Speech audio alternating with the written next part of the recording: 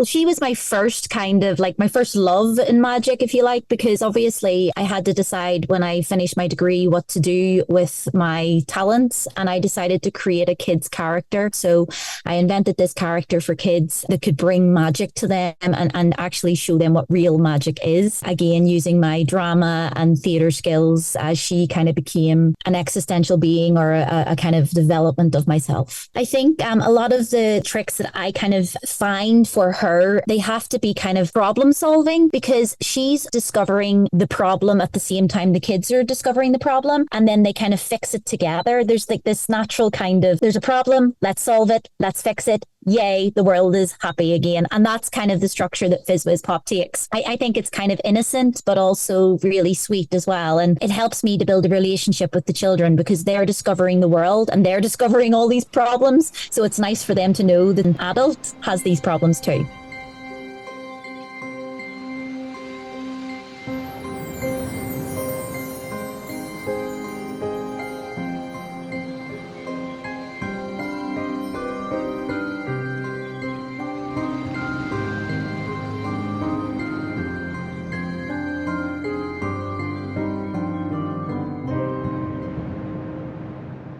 Hello and welcome to another episode of Desert Island Tricks. Now, listen to this as an introduction. I have not had to hype this up at all. This is exactly verbatim what this person's career has been like. So, they studied drama at Queen's University and discovered magic working with Cahoots NI's Children's Theatre. She then joined the Ulster Society of Magicians, winning a stage competition in 2006 and later serving as the club's first female chair. From 2016 to 18, she toured the US with Danny Carmo's Mathemagical Mysteries, and in 2018 shifted focus to professional close-up magic after attending Tom Stone's Magic University in Sweden. In 2019, she won the International Brotherhood of Magicians British Ring Close-Up Competition and the Ali Bongo Micro Marathon. Shortly after, she then appeared at the Magic Castle's Close-Up Gallery, which I bet was incredible. She's also an Alan Slate International Rising Star, Sweden's Grand Prix Stage Magic Champion, and semi-finalist on Sweden's Got Talent. She featured on Season 10 of Penn and Teller Fool Us as well. Oh my goodness, what a career. She's an active magic blogger and author with titles like Becoming FizzWizzPop, The Chaos Within, and In Plain Sight. Now, if that isn't an incredible bio, who knows what is. I think this is going to be a really interesting, eclectic mix. So, today's guest, of course, is the wonderful Nikola Arkane. Hello, Nikola. Hello, Jamie. Very excited to have you on and to see what your list is like. Now, all of those competitions that you've entered over the years, how do you find it now? Do you get nervous still with competitions? Always. I mean, I think nerves are a good thing. They kind of prepare you for the competition, you know, but nothing kind of prepares you for it. You just have to throw yourself in head first and hope for the best. Yeah, I can imagine. And what about Penn and Teller Fool Us? How did you decide which routine or which trick you were going to do on that show? Well, I'd submitted for many years, but this particular routine, when I came up with it, I was like, I think this is the one that has the potential to be not only good on for television, but also it could potentially fool them. But yeah, I just really loved the routine, and I just hope that the producers did too, and they did, and I got to perform in front of two of my heroes, which was awesome. Yeah, that's incredible. And right at the very beginning, we mentioned that your background and your sort of education is in theatre. So have you found the theatre element is something that you've just always carried through your magic, and it's something that is just intrinsic to the way you perform? 100%. I think I don't think I intentionally at the beginning wanted to actively include theatre in magic as such, but it's kind of hard when it's part of what you know inside your head, and it's what you do. So yeah, everything just kind of naturally becomes theatrical. Whenever I look at a magic trick, I think, oh, how can I make that more bigger than what it is? So yeah. And we mentioned as well, there was a name that I mentioned, which is FizzWizzPop. Now, this is one of your. Is it like a character? Can we say it's a character? Yeah, she is 100% a character. And how did you develop that character? Well, she was my first kind of like my first love in magic, if you like, because obviously I had to decide when I finished my degree what to do with my talents. And I decided to create a kid's character because obviously with Cahoots, they work, the majority of the work they do is with children. So I thought, well, it's going to be easy to slip into that. So I invented this character for kids. That could bring magic to them and actually show them what real magic is. And again, using my drama and theatre skills, she kind of became an existential being or a kind of development of myself. So, do you decide the tricks that she can do based on her character?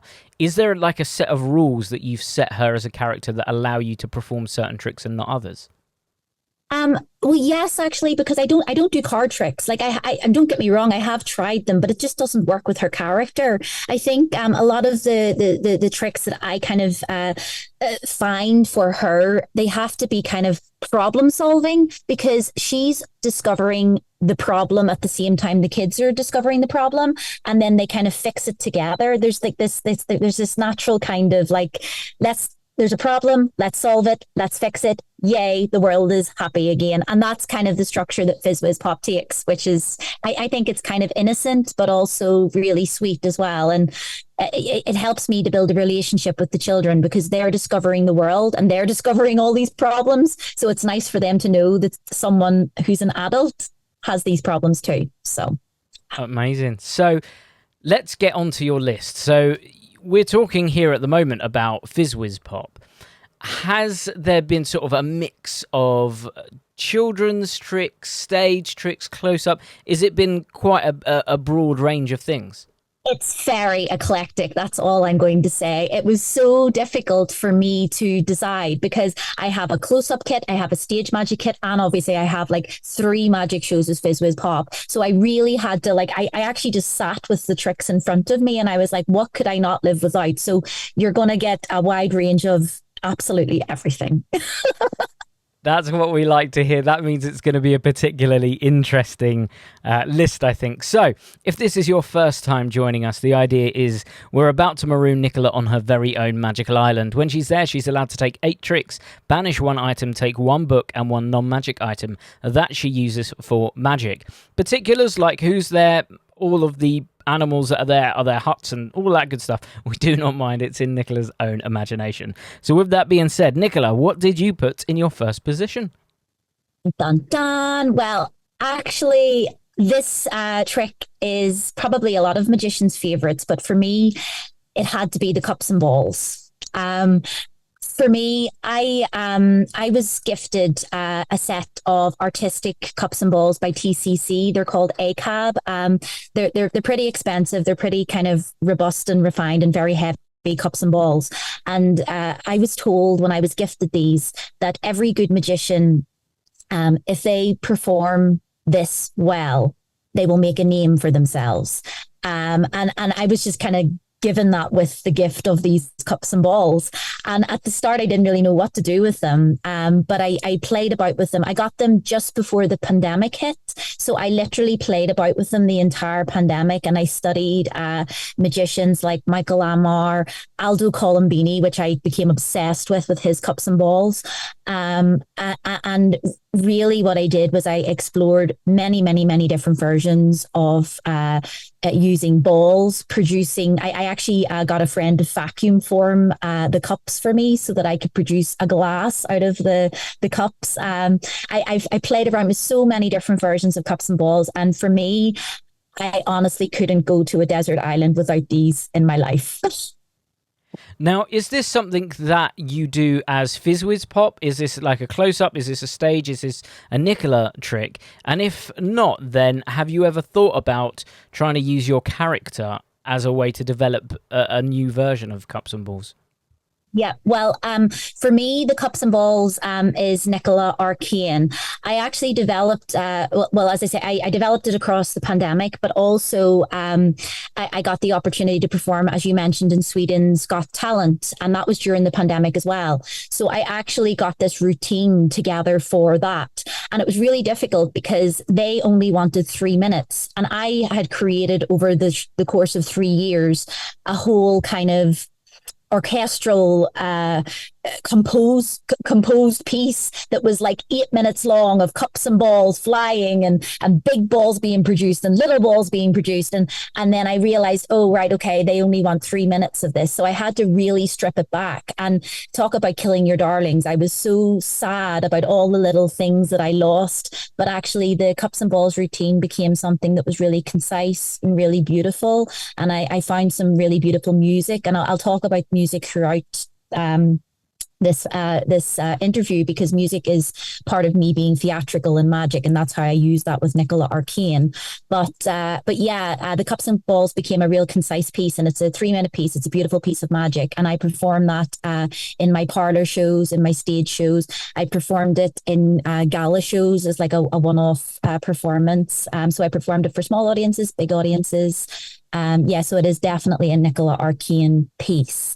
Whether I want to perform it as FizzWizzPop, that's still to be seen. I mean, I never rule anything out. But if I was to perform it for Nikola Arkane, it would have to have some sort of fun element. It wouldn't be balls, probably. It would be something else, maybe spiders. I don't know. Don't know. But yeah, it would have to be something completely different and characterful. Amazing. Well, that's a great opening gambit and leads us very nicely into number 2. So what was in your second position? So number 2 is the silver scepter. And again, this is talking about the eclectic, going from cups and balls, like a standard kind of parlor piece for magician, right into silver scepter, which is generally used for kids' magic. The silver scepter, I'm not too sure who invented it. I tried to kind of research, but I couldn't find it. Maybe Jamie can help me with this. But it's the silver scepter is essentially, it's a magic wand that you show to children, and it comes in a little beautiful bag. And when you take it out of the bag, you tell the kids that the magic wand doesn't work, and then you get a handkerchief and you put some magic hanky over the wand, and then the wand suddenly in your hand starts gliding up when you're not. Well, I do it when I'm not looking at it, so the kids kind of notice it before I do, if that makes sense. So every time that you kind of polish the magic wand and you put it in your hand and you look away, the wand keeps gliding up. And also, what's amazing about it is, by its design, you can actually put it back in the bag, and then in the bag it starts gliding up too. So you can have a lot of fun performing this for children, because you can have the look, no look, they see, you don't see kind of moments. And I personally really like it because, well, I enjoy the engineering of it. I think it's very well designed, but also it's just a very fun trick to perform. I perform it for kids. I even perform it for adults. So sometimes I would bring it along in my close-up kit, because sometimes you go along to weddings and there's kids and there's adults there. So I always bring it along with me. And even adults are fascinated by it. It's great. But it's a way to get people kind of, if you have kids that are very quiet and they're afraid of shouting out, you can bet your bottom dollar that if you do that 3 times, the kids are like, it's moving, they can't help themselves. And I just love that. I love magic like that, magic that just happens. Yeah, I think that's a really interesting one. Now, when you mentioned that you've done it for adults as well, this sort of routine, do you adapt it specifically for adults, or would you keep it pretty much the same? I would keep it pretty much the same. Obviously, any tricks that I do, I'm not too sure. Probably most people wouldn't agree with me, but because I also perform for both children and adults, I just adapt how I speak to people. Like, a lot of it is just, obviously I'm not going to go, talk slowly and repeat it over and over again like I would do for very young children.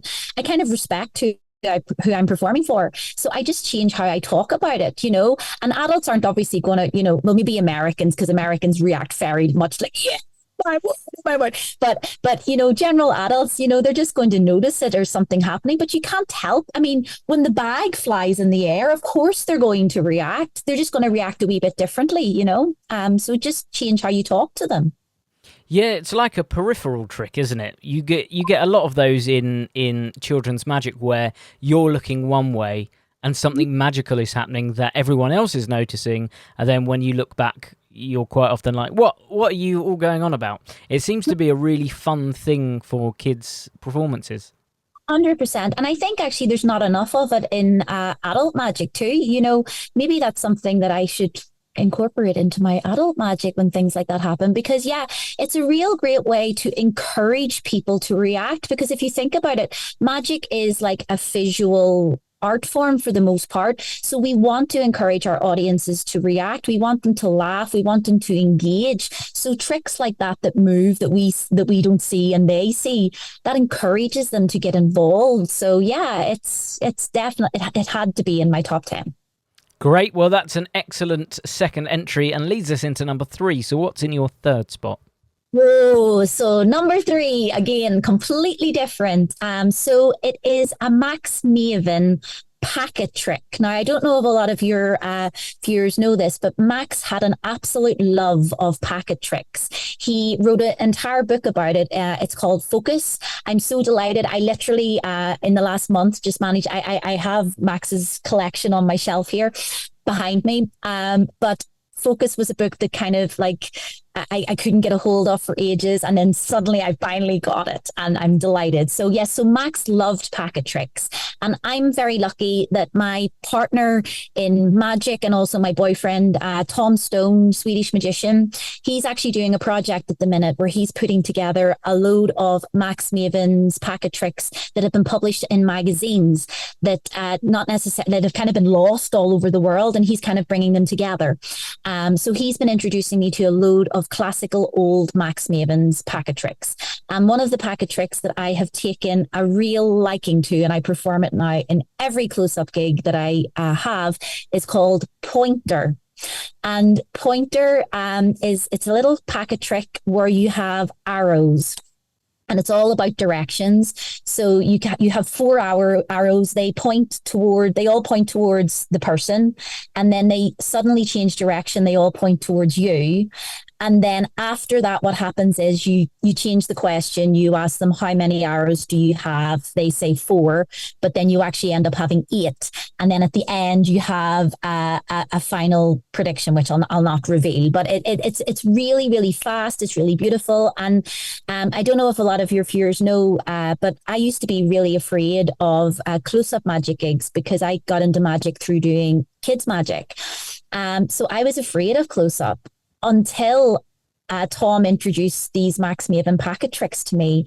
And what's really great about them, they're not just very magical, they're also visual puns. So it kind of disarms the audience. A lot of the time when we do close up for people, they're kind of like, with their arms folded, they're on the offensive. But when they see tricks like the Max Maven packet tricks, they kind of start laughing and it kind of relaxes them a wee bit. So basically, he packs a lot of punch into his packet tricks, and in the end, there's a real release. And I've really enjoyed performing them, especially Pointer, because it's a great opener for my close-up, and it kind of lets the audience know that, I'm not going to fight them, that this is meant to be enjoyable, and we're meant to enjoy this together. So... Yeah, that's great. Well, this isn't one that I've come across, but it sounds very much like, almost like a 3-card Monty routine, where it forces not forces is probably not the right word, but it encourages the audience to partake in what you're doing. And this sounds like it really entices them to want to play along. 100%. And you can almost see the corners of their mouths, like, they're ready for smiling. And there'll be another trick later on that I talk about, but I really enjoy visual puns and magic. In fact, I'm a real pun gal. All my friends send me memes with puns and stuff like that, and they think I'm not going to laugh, but I laugh at the most silliest of jokes. So the fact that Max loves puns too, and he gets them into these wee tight packet magic tricks, it's just fabulous, fabulous. So, I mean, obviously, this trick pointer will be published whenever Tom publishes whatever he's going to do. But if anybody wants to check out the Max Maven pack of tricks, you should definitely try and find Focus because there's a lot of them in there. So. Well, thankfully, this goes out in about 4 or 5 weeks' time. So that gives me all the time in the world to get onto eBay and find that. Purely just for the puns. I feel like reading a magic book where there are puns all the way through would be really enjoyable. Yeah, and I think, I don't know about other people, but I love reading Max. Max, the way he writes is just so funny. He is the only author that you're kind of sitting reading magic and you actually physically laugh out loud because of what he says, you know? So, yeah, definitely. If you haven't been introduced to Max Maven, you should definitely get some of his material in his books. Amazing. Well, that leads us very nicely into number 4. So, what's in your 4th spot? Number 4 is the appearing cane. And the reason why I put it here is because not only is it both a weapon, but it can be used to amuse people. So yes, the appearing cane kind of came to me when I first started performing magic for children. And I think what's great about the appearing cane is it's instantaneous, it's fast, and it's magical. And particularly when you're performing for children, I think when you're performing for anybody, you want to get to the point right away. You want them to know that you're a magician. So you have to physically show them what magic is. And when performing for children too, you want to encourage them to come on the stage with you. So the best way I think, or I've found to get kids to come up and want to help you is to show them a really impressive magic trick. And there, to tell you the truth, there is really no more impressive magic trick than an appearing cane. It just goes wham and it's there. But as I said, I did mention they are also a weapon. So obviously I'm going to a desert island. So if there's any kind of like tribes or anybody that tries to, you know, lock me up or take me as a sacrifice, I can use the appearing cane to kind of whip them into shape. Yeah, that's a great one. Now, the version of appearing cane that you use, do you use the traditional sort of black cane with white tips, or is yours sparkly? So mine is the candy cane. It's a red and white one. So originally when I got this, when the appearing cane came into my life, I watched a magician called Dwayne Laughlin, an American magician, and he performed a version of this. It was for Christmas, so it was kind of like making a candy cane appear. And I think for kids anyway, whatever costume, so whatever color you're wearing, you should definitely get a cane that isn't the same color as your costume so that it really stands out, or it stands out from your background. So I picked I kept the red and white. But also I don't make it appear like normal people make it appear. So if anybody has seen me lecture, or also it's actually on my Penguin Magic lecture, I teach it. So Dwayne Laughlin made it appear so that not like a 2D effect, kind of like straight up and down. He makes it appear by spinning it around, and it actually fills the room. Now, he didn't teach how to do it, so I had to teach myself how to do it. And basically what happens is when you do your magic word and it appears, you start spinning and spinning and spinning and spinning. And what happens is the kids actually see the silk growing and growing and growing and growing. But then when you stop and you hold the cane, they can see actually it's transformed into a completely different object. And I just think it's so magical. And I talk a lot about that in my lecture, about how we should take tricks that are 2D, like straight up and down, and turn them into 3D and fill the entire space. And this trick is just perfect for that. Absolutely. And I think you sort of answered my next question, which was, do you make it appear from a silk, or is it just an instant appearance? Yes, I make it appear from a silk. And I should say, when I first started, I was really nervous. Like I think we all are when we're hiding something in our hands, or you know, anything like the TT, as you say, or, you know, when we hide anything in our hands, we're always afraid when we begin because we're just not used to having it there. But I've discovered over the years, so I started off with like kind of like an 18-inch silk. And if you imagine how big an 18-inch silk is, because I thought I needed that to hide the cane. But now I actually use a 12-inch silk. It's tiny. And I use a lot of emotion when I'm doing my magic. So like I put my hands on my hips and things like that. So I'm very relaxed with it because at the end of the day, the audience don't know that you have something in your hand. All they see is the silk, you know? So I think it just takes a wee while to get used to it, but you can use the tiniest of silks. Over the years, though, I've also discovered loads of different ways to make the cane appear. So I make it appear quite slowly in a circle. I've seen people actually make it expand from their hands really slowly. And you kind of forget it's beautiful. It's a very versatile prop. You can make it appear fast. You can make it appear slow. You can make many appear. I love the appearing cane. It's a trick that has remained in my repertoire from the start, and it will probably be there until I die. So, yes. Well, that's a great choice and leads us into number 5. So what's in your 5th spot?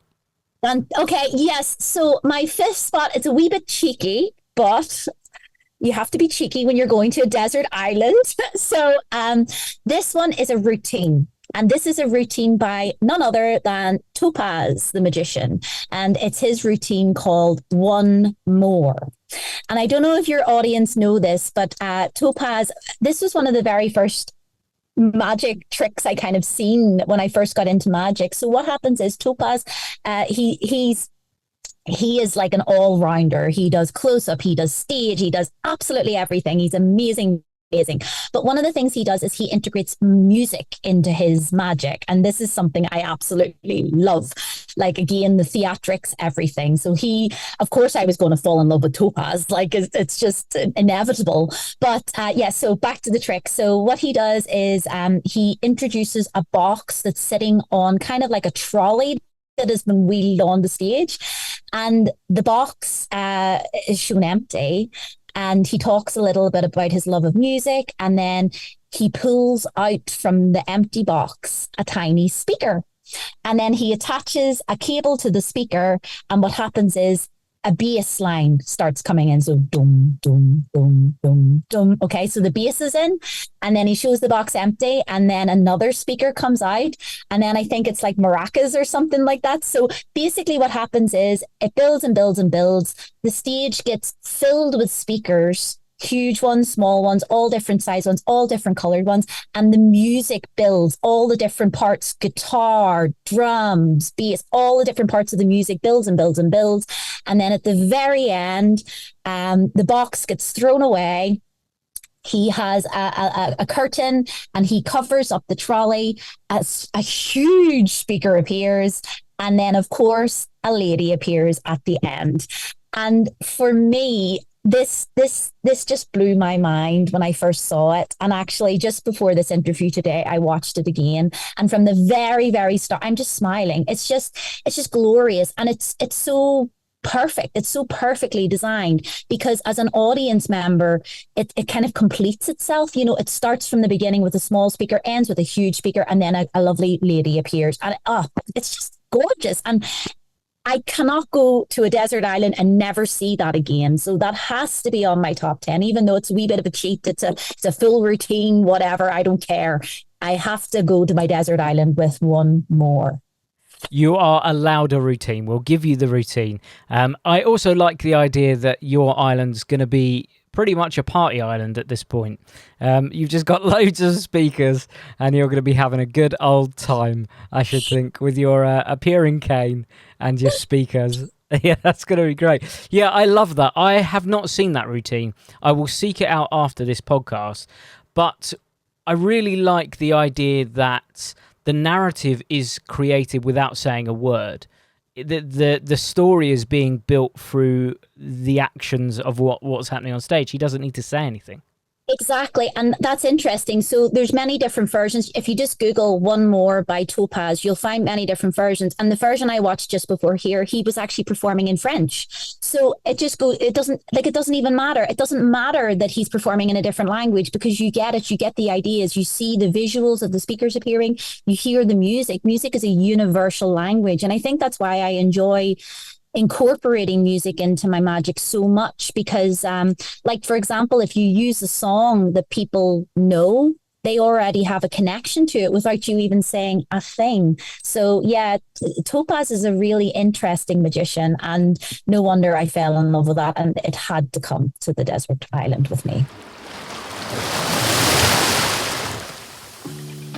Hey guys, Harry here from Alakazam Magic. I hope you're enjoying the podcast. I'm just here to interrupt and tell you a little bit about the Alakazam Magic Convention. It has taken us 35 years to get to this date. However, May the 9th, 2026 will be the very first Alakazam Magic Convention. Now, I know you guys are super excited, maybe just as excited as we are. First of all, the venue is a 37-minute direct train from central London. The venue is then literally a 10-minute walk from the train station. There's hotels within a stone's throw, there's restaurants nearby, and there's incredible food and drink on site. That's all without even getting into the magic side of things. We are going to have 4 incredible lecturers performing throughout the day, including one person who's going to be flying over to the very first UK lecture. We are buzzing to announce who those 4 are. Not only that, there'll be dealers on site and a place for you guys to jam and session and meet new friends. Where are the lectures going to be held? This is my personal favourite bit about the Alakazam convention. They're going to be happening in one of the cinema screens. That means fully tiered seating, comfy seats, a drinks holder, and there will be a close-up camera on the jumbo cinema screen that will be giving you close-ups of all the little nuances that you're going to need to see when the lecturers are performing. There will of course be a full gala show to end the evening off. You guys are not going to want to miss it. The great thing is as well, on the Sunday, the day after, Alakazam Magic Shop, which is a 2-minute drive, will be open. So if you're heading down to the convention, why not stay overnight and come and visit our magic shop? Remember, May the 9th, 2026. Tickets on sale now at alakazam.co.uk. See you guys soon.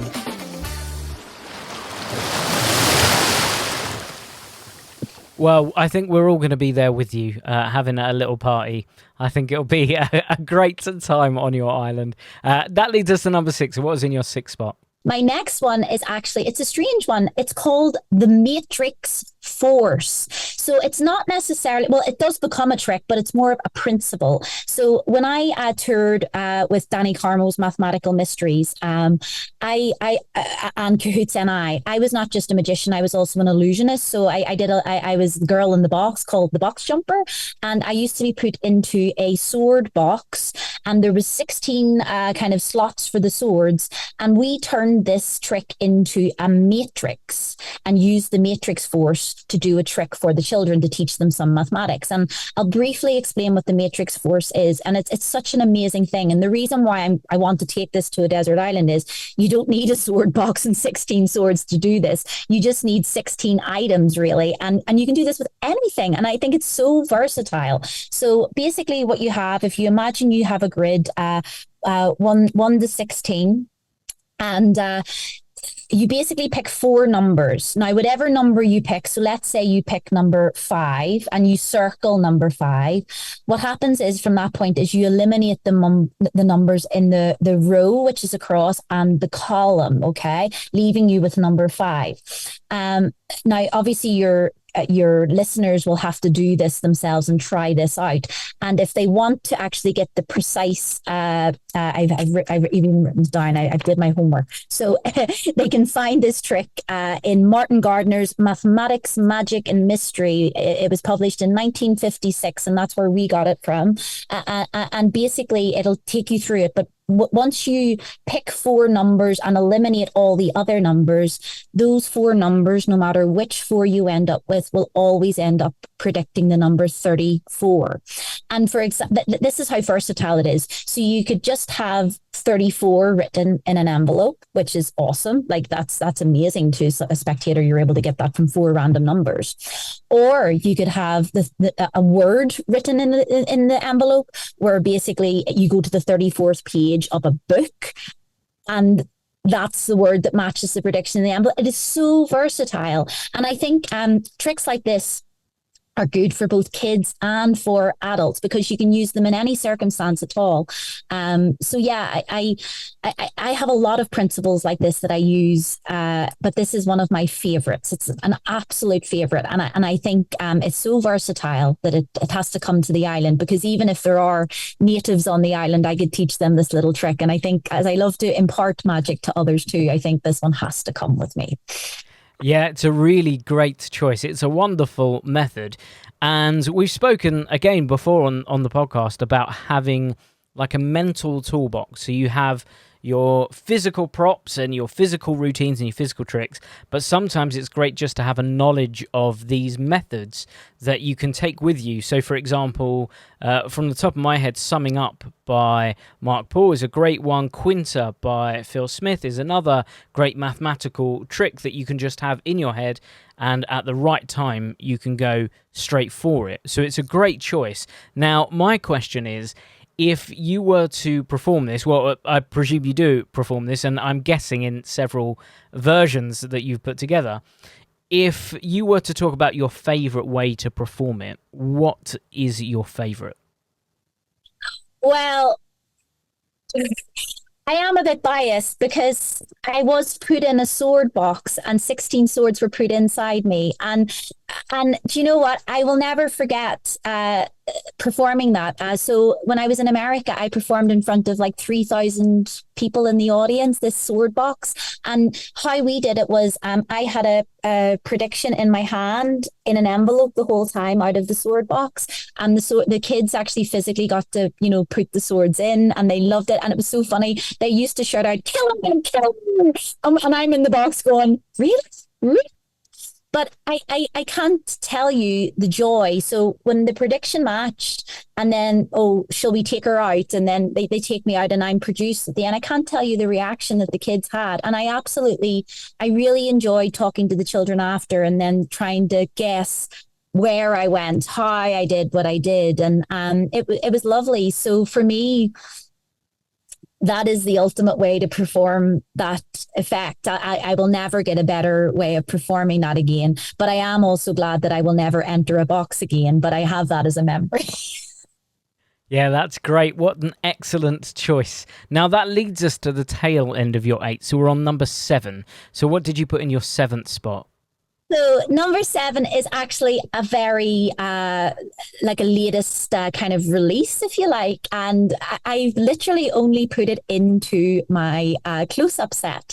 And it is a trick by Craig Petty, and it is called the Magic Button. And I don't know if your viewers know this, but I literally, I love Craig. I think most of his material that he brings out, I won't say all because like some people may have a problem with that, but most of the material he brings out, I know that he genuinely tries it out for such a long time before he actually releases it to the community. So he knows the ins and outs of the trick. He knows if it's going to work or not, and he helps people. He wants people to genuinely go out and do good magic. So he's not going to produce rubbish magic for the community. He wants it to be genuinely good. And I was performing at Criss Cross's Magic Weekender in April, and I can highly recommend that convention to your viewers or your listeners because it is such an amazing magic convention. It's a very small convention, but the acts that he gets are just fabulous. And Craig lectured at the convention, and he lectured his trick, the Magic Button, and I very immediately after he lectured, I went and got it from him because I just thought this is really, really good. So your listeners are probably wondering, what is the Magic Button? So the Magic Button is essentially, how could I describe it? So basically you introduce the idea of the magic button. Magicians use it to make their magic work. You get a card selected, and essentially what happens is they press the magic button. The card doesn't appear where it's supposed to appear. And then all of a sudden you turn the magic button over and it is their signed card. And it is that's the simplest version of it. He actually in this production has a whole, it's like 4 hours of material. I haven't even begun to unpack it yet. But as I say, I decided to introduce this to my close-up just last weekend. And I did it 4 times. And I kid you not, the audience just lost their minds. They absolutely lost their minds. And I did the simplest version, which is literally just sign a card. It's, oh, I don't know where it is. Hit the button, hit it really hard, turn it over, and it's their card. And they just lost their minds. So if I'm doing the simplest version of that, I cannot wait to explore all of the principles that he has come up with this magic button. Wow, that's one that I wasn't anticipating. That's quite a recent release to the Magic community. So does it take a lot to get a trick into your set? What are the criteria for you adding a new routine in? That's a really good question.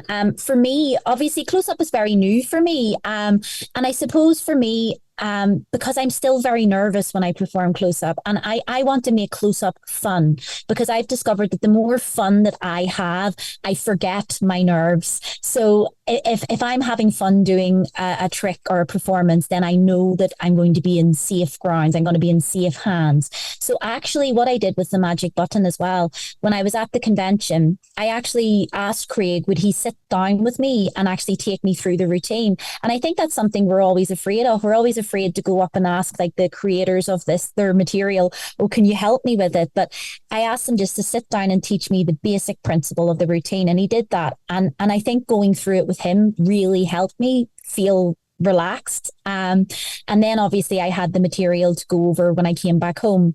But for me, sometimes I have to just push material into my close-up. So what I do to make myself feel comfortable is I'll do a trick that I feel comfortable with, the trick I don't feel comfortable with, and then another trick that I feel comfortable with. So I'll surround it by comfort, and then I'll make myself feel uncomfortable a little bit in the middle. And I think that kind of helps. I discovered that actually during lockdown, that or not during lockdown, sorry, you can edit that out. I discovered that during my kid shows, trying to get 3 different versions of my show. I loved my first show so much that I didn't want to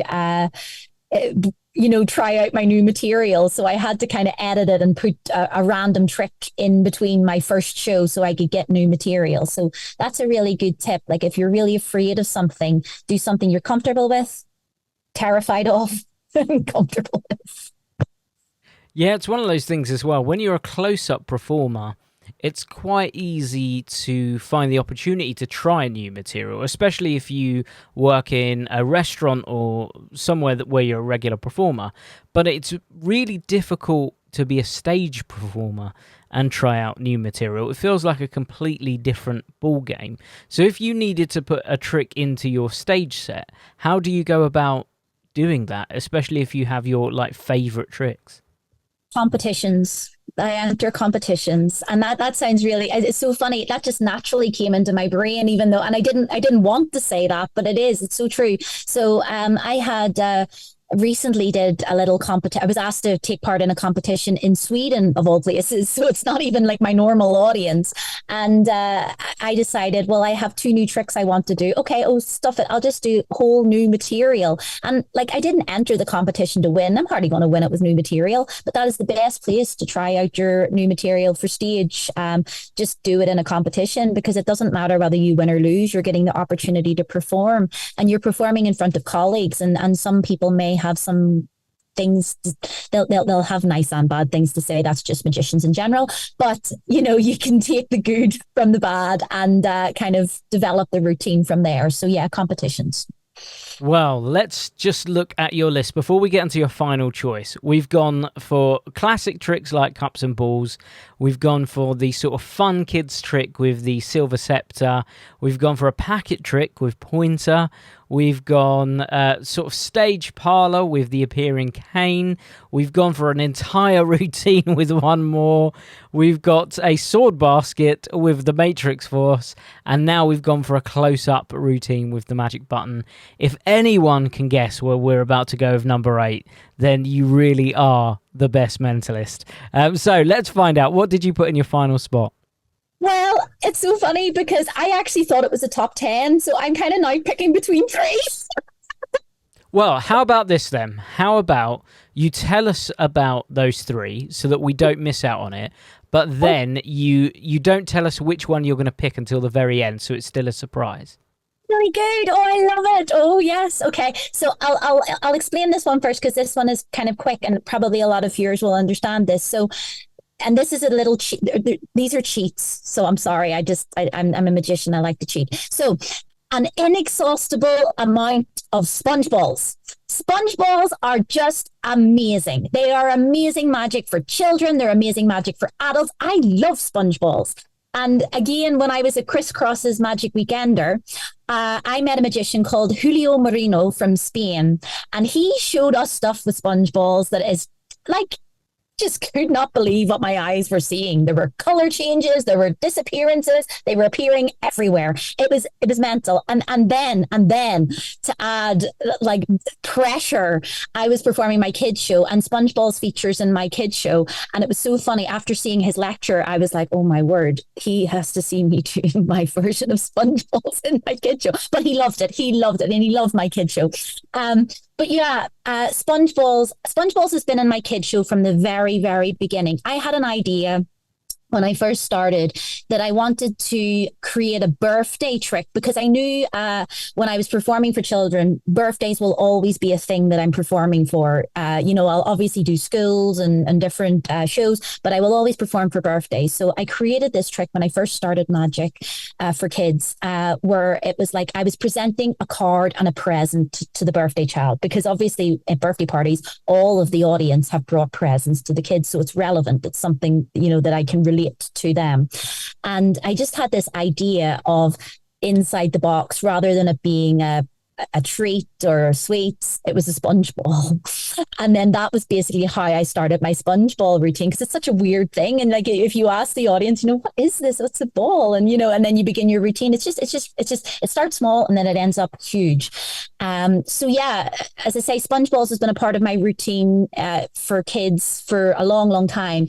And also I think the reason why I had to include it was because this was the hardest routine that I had to do. This was a routine that it was the first kind of sleight of hand that I ever had to kind of do and learn myself because no magician taught me how to do it. So I remember physically sitting in my car before each kids show and practicing the false transfer in my hand. And I kid you, like I was just so like it took me so long to get that, but now that I do it without even thinking about it, it's just a beautiful thing. And sponge balls have a really kind of close. They have a soft spot in my heart, and I think again after seeing other performers doing so much with them, I think they're fabulous. And even if your viewers were to look up Laurent Piron, the world champion who does the little act with the tiny paper ball that comes to life, he actually has another act that he does where he makes it rain sponge balls. It's all about just loads of sponge balls appearing.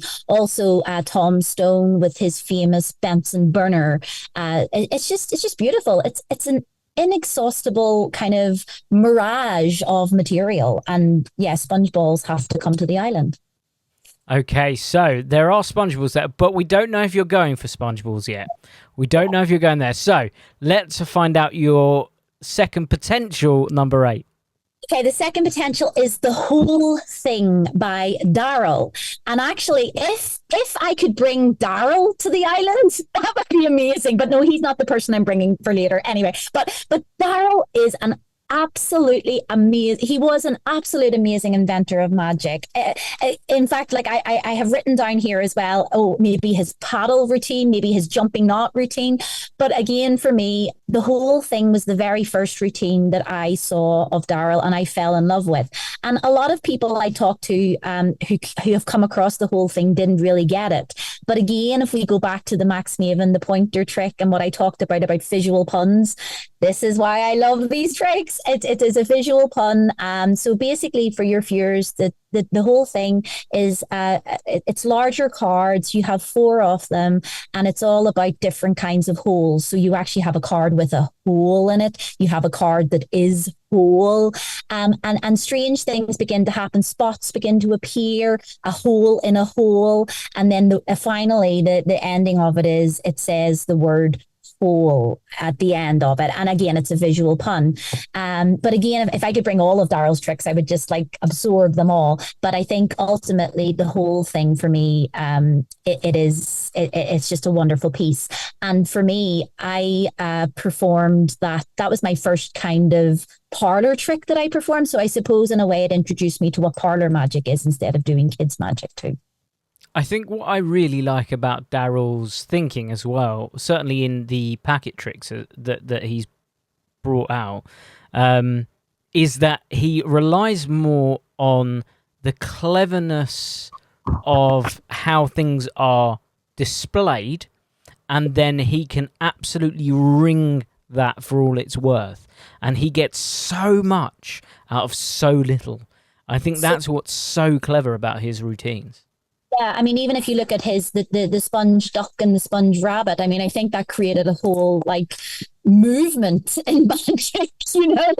It's insane. And as I say, recently I've been introduced to his little paddle routine with where they turn red and blue and it's incredible. They're just two tiny sticks, but he does so much with them. And it's so visual and so magical. And yeah, he gets a lot out of his routines. So yeah.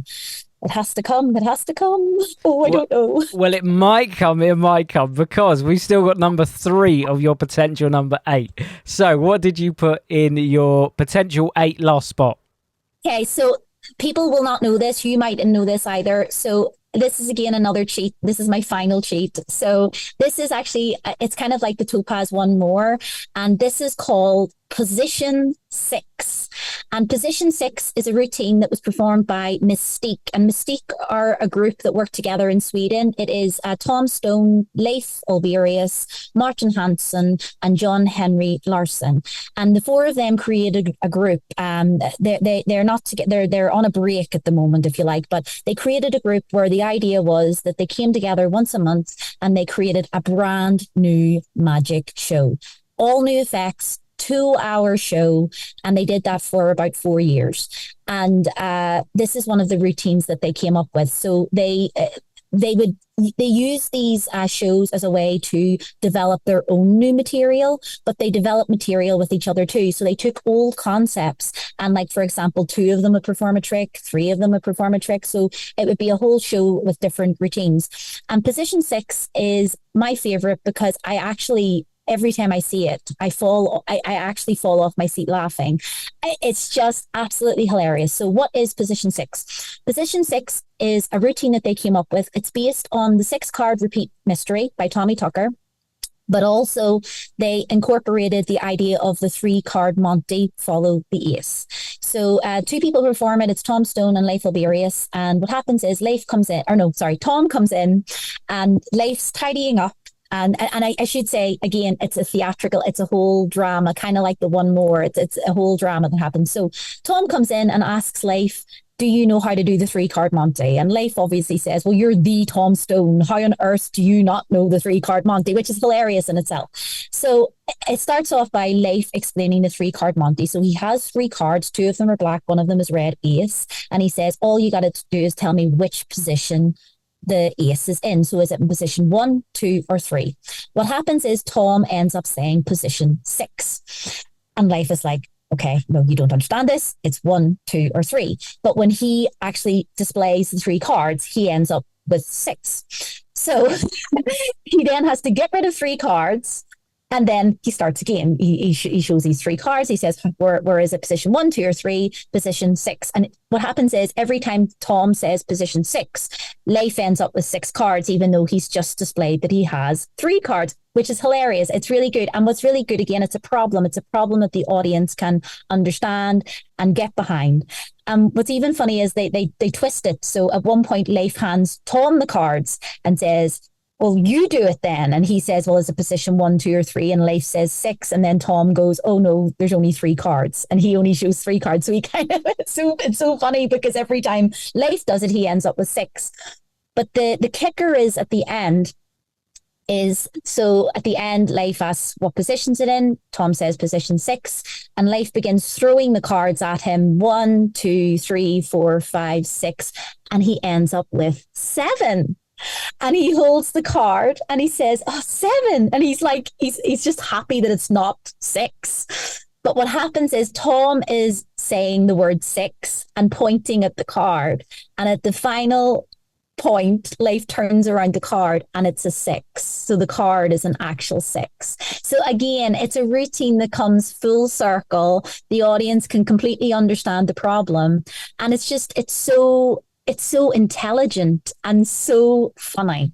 And personally, I love routines that make me laugh. Part of the reason why I got into performing for children was, I just use the magic as a tool to make them laugh and have fun.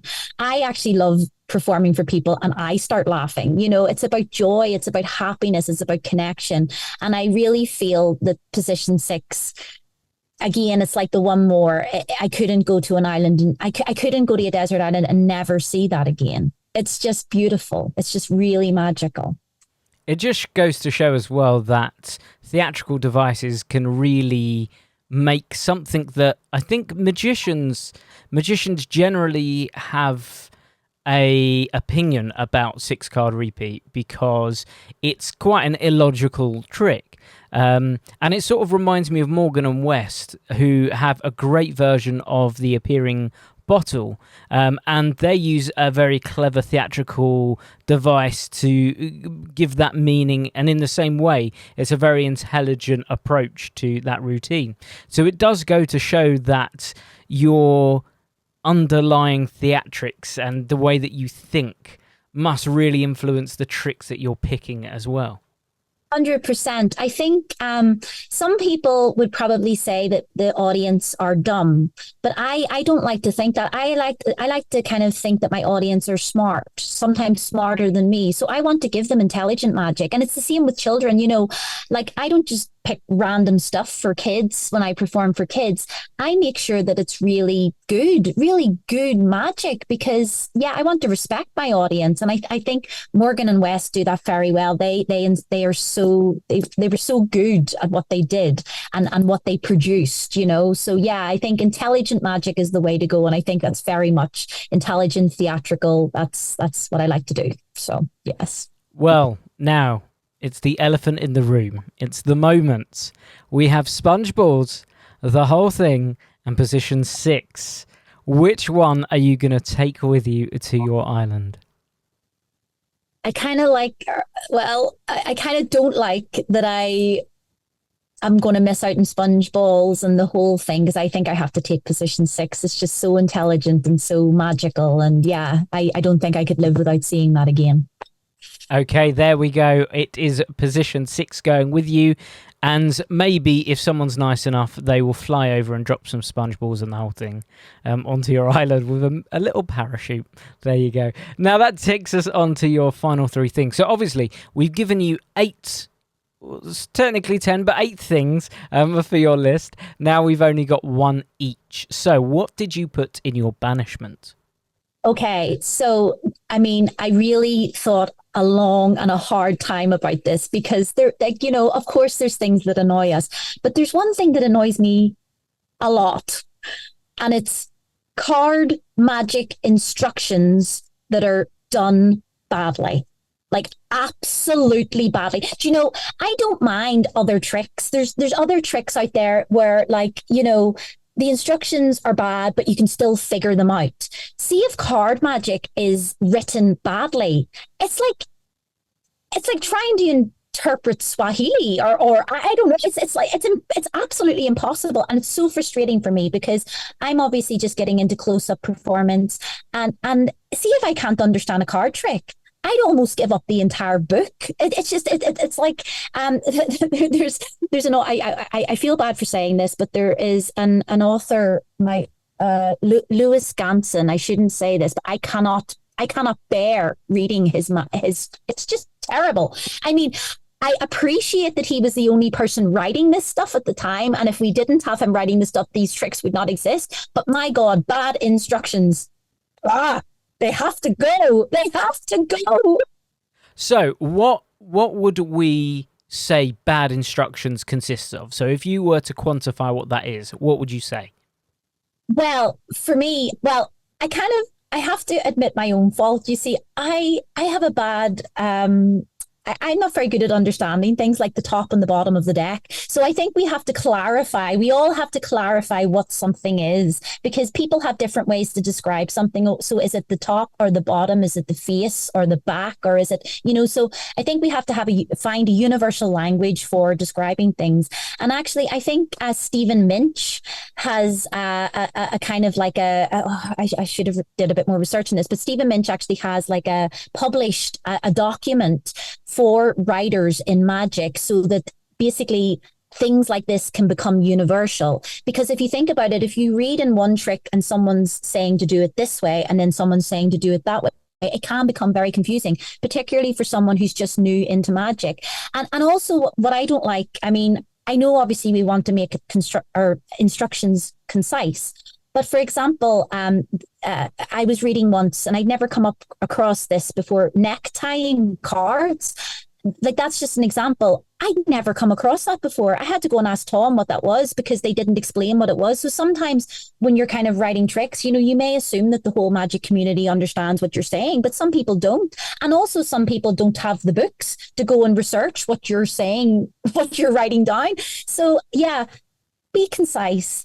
If you're trying to explain something complicated, I kind of sometimes think magicians don't want you to learn their tricks, because they're actually writing them down in a way that just makes absolute no sense. So this has to go. It has to change. Okay, there we go. I don't think that one's controversial at all. I think that is a fair point. So poorly taught card magic instructions are gone.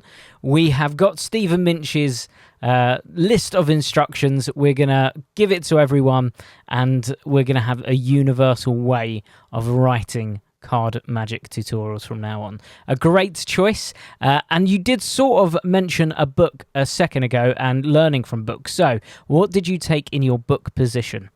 Well, it was so amazing that you mentioned The Restarting Bottle by Morgan and West, because Morgan and West Parlor Tricks is the book that I am bringing with me. I mean, I am a big bookie. Before I got into a bookie, I've just invented a new term. So I have always been into books. I read every single day. I love fantasy novels. I've actually started to get into comics, which is awesome. But yeah, magic books are like amazing, and they're such a tool. And it was so difficult to choose just one.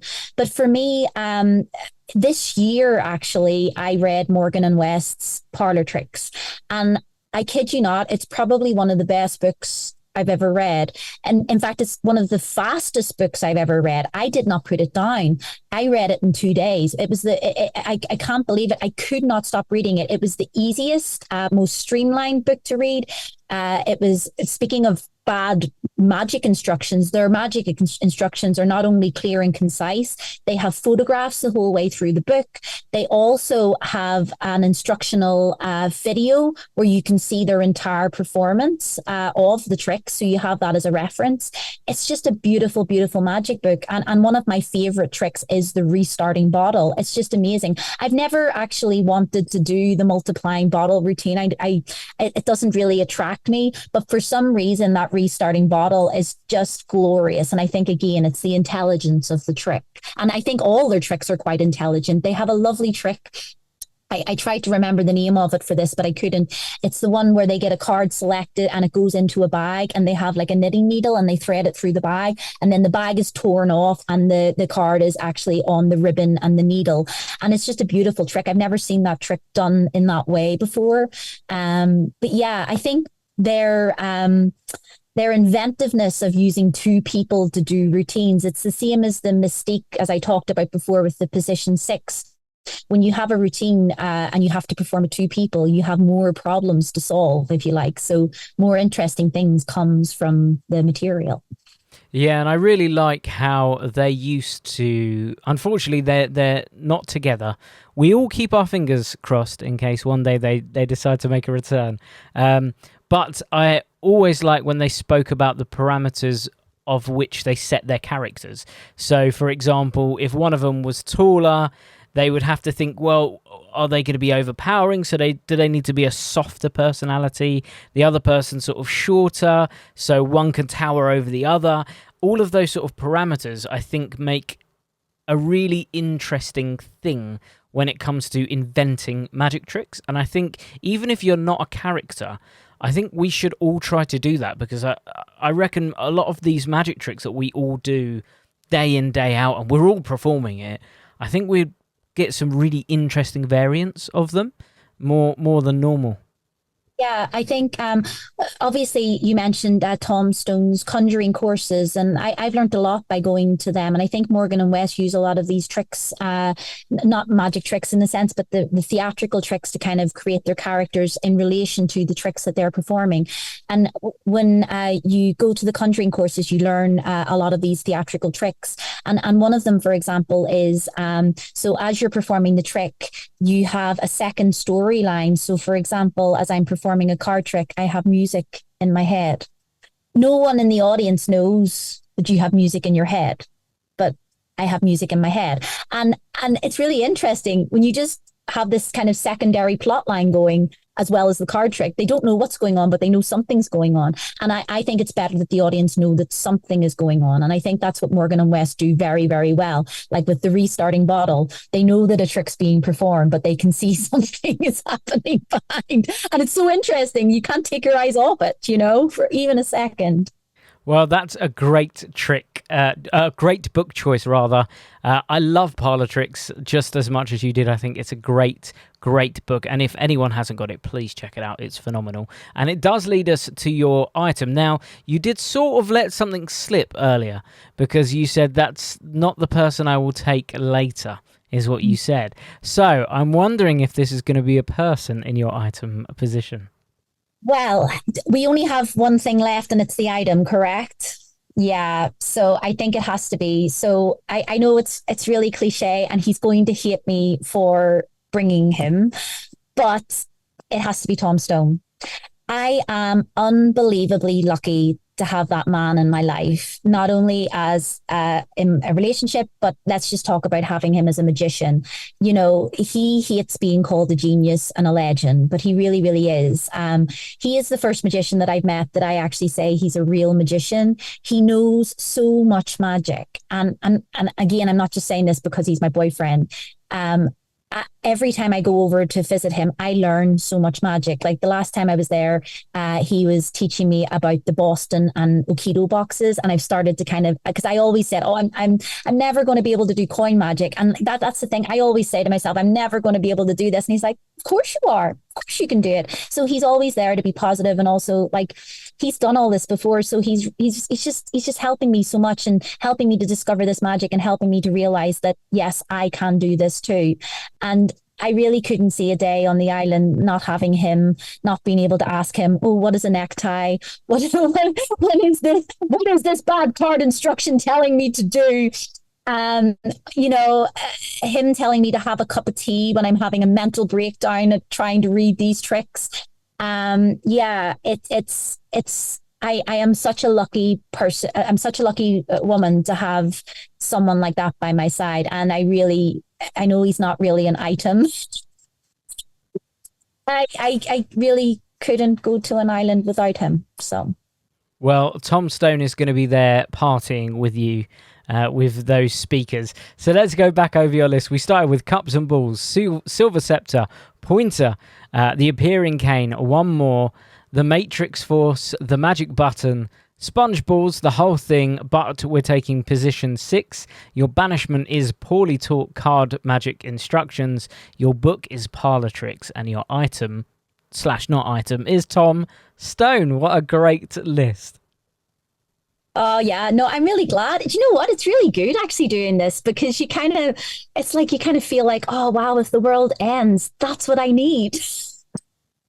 Yeah, if there's that situation where you're in a burning building, let's hope it doesn't happen, but those are the things that you're going to go to. They're going to be the things that you grab with you, which feels like the more extreme negative conceit of this podcast, really, isn't it? The burning building podcast, I think, is what we're gonna go to. That's the next one. It's like you like to bring 3 things because that's all you can carry. Yeah, that's great. What a wonderful list of tricks. Now, if people want to find out more about you, Nikola, where can they go to? Well, basically, you can go to my website, which is NikolaArkane.com. I'm also heavily active on Instagram, again at Nikola Arkane. I'm on YouTube, which is YouTube/Nikola Arkane. I also recently released my Penguin lecture, which is the FizzWizzPop lecture, and honestly, the guys did an amazing job. And they called it Nikola Arkane Live, even though it's about FizzWizzPop. But I think what they're doing is they're building up my brand for the future, because hopefully I will be back and I'll do a proper Nikola Arkane lecture with them too. So yeah, I'm friendly. I'm here. I'm here to help people. I just want to make the magic community better. And magic is an art form, and we should treat it as such. And I think the more we help this community, the more magic will grow and become really, really good. So. Absolutely. So, thank you one more time, Nikola. Thank you for giving us your time and putting your list together. It was definitely an eclectic mix. You're welcome. And thank you all for listening. We're going to be back next week with another episode. But until then, have a great week. Goodbye. Hello guys, I'm here to talk to you about Alakazam Unlimited. This is the best streaming platform in the world, I'm telling you now. With Alakazam Unlimited, you get access to over 150 magic routines. This is video performances and explanations. We have card magic, coin magic, kids magic, rope magic, mentalism, stage, parlor, impromptu. We've got you covered. All of this for the low price of just £4.99 a month, and you can cancel at any time. Perfect if you've got commitment issues. Yes, I'm talking to you. Guys, you are going to absolutely love it. If you haven't joined the platform already, what the heck are you doing? Alakazam Unlimited is a streaming platform that you need to be a part of. Not only that, there is also exclusive content only available on the platform. Check it out now, alakazam.co.uk. Cheers.